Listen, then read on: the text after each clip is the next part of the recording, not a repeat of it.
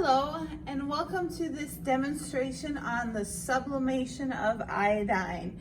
Now if we go back into our notes and take a look at what the definition of sublimation is, it is where a compound goes directly from the solid phase into the gas phase and it skips the liquid phase, and that is what iodine does. So what you are looking at right now is an Erlenmeyer flask that contains iodine solids. Iodine is very, very pretty, okay? If you look at it, at the compound just as is, okay? It's got this nice gray, silvery compound to it, color to it, as I should say. And so we're just gonna heat it up and we're gonna watch it go into the gas phase. And then there's this test tube in there. And that test tube is filled with ice because when iodine sublimates and goes into the gas phase, if you put something cold around it, the gas will cool directly from a gas to a solid. It goes the other way, it goes through deposition, and it will produce these beautiful iodine crystals. And that's what we're going to generate. So we're gonna go from sublimating, going from the solid to the gas, and then we're gonna go the backwards way and go through deposition and go from the gas to the solid phase and produce the crystals, okay?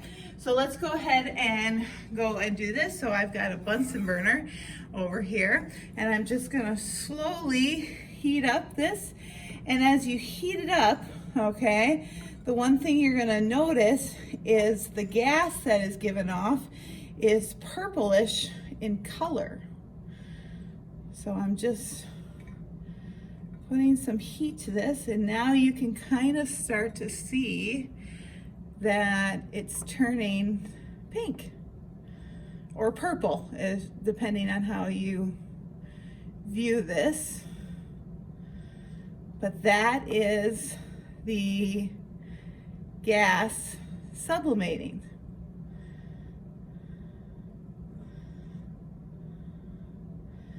And hopefully we're getting some good, pretty crystals to form as well. And I do have a hole in that very scientific masking tape that is holding that test tube on there to let some of the gas out so we don't build up pressure.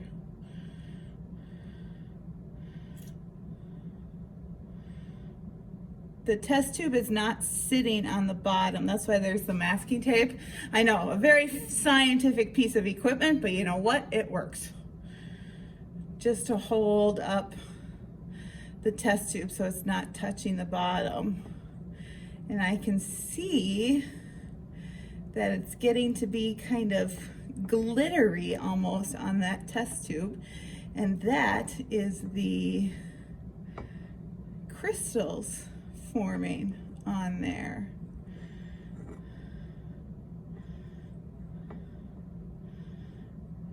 And I think we'll go with that and see what we have.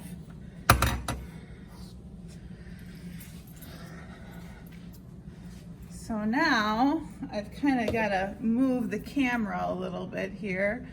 Hopefully I'll stay in view here as I slowly open up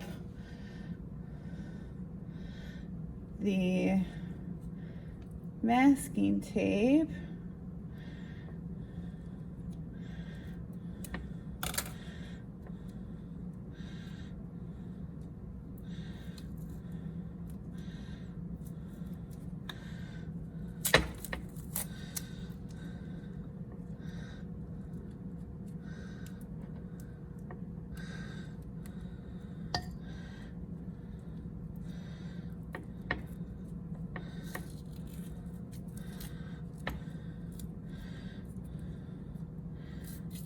And of course I put on this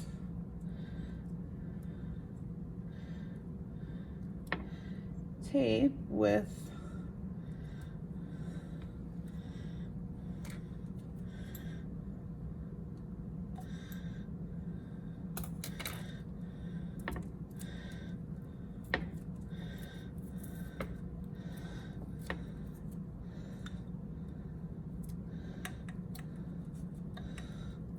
There we go.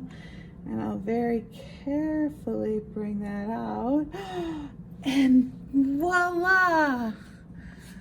So if I come over here,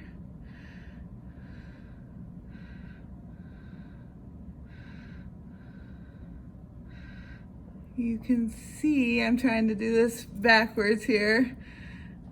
You can see the beautiful iodine crystals that we got here. They're kind of glittery, sparkly, however you want to put them, but they're absolutely beautiful crystals.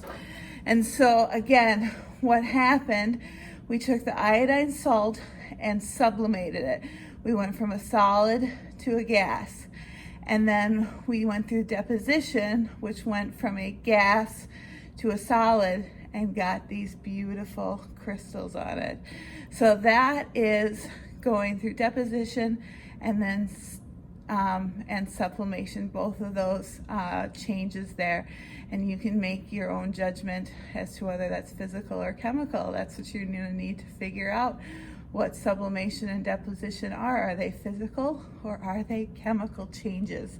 That will be the question on deck for you. So give it a good thinking about. Think about, did the iodine change at all as we went through sublimation and deposition?